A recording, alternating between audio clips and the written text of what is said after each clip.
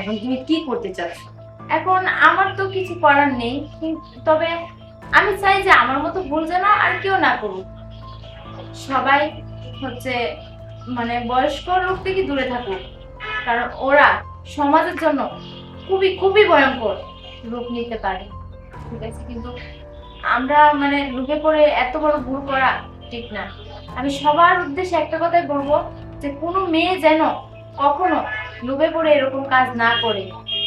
হ্যাঁ শোনো, দেখেন প্রিয় দর্শক, আমি আপনাদেরকে সর্বশেষে একটি কথাই বলতে চাই, কিন্তু এটার দিকে দেখেন, মেয়েটা কত সুন্দর, স্মার্ট, আমার কাছে খুব ভালো লাগতেছে ওর কথাবার্তা। কিন্তু দেখেন আসলে কিন্তু ওর ওর রিয়েল লাইফে সুখী না। আর আপনারা সবাই ভিডিওটা ফলো করবেন, যে মানুষের লাইফে অনেক কিছু ঘটে যায়, কিন্তু যতটা ঘটে বাস্তবে কিন্তু ততটা আসলে সিরিয়াস না। আপনারা জিনিসটা দেখলে বুঝতে পারবেন ঘটনাটা, যে আসলে এর শেষ প্রান্তে কোথায় যে কি দাঁড়াইছে, তাহলেই বুঝতে পারবেন। কিন্তু আশা করি সবাই এই নাটক থেকে এতটুকু বুঝতে পারবেন যে কেউ নিজের পায়ে নিজে কুড়াল মারবেন না, এবং যে যে যাই সিদ্ধান্ত নিবেন সবসময় আপনারা বড়দের কথা মানবেন, বড়দের কথা মতো চলবেন।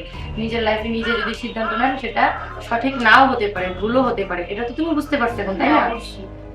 আচ্ছা ঠিক আছে, তাহলে আজকে এ পর্যন্ত।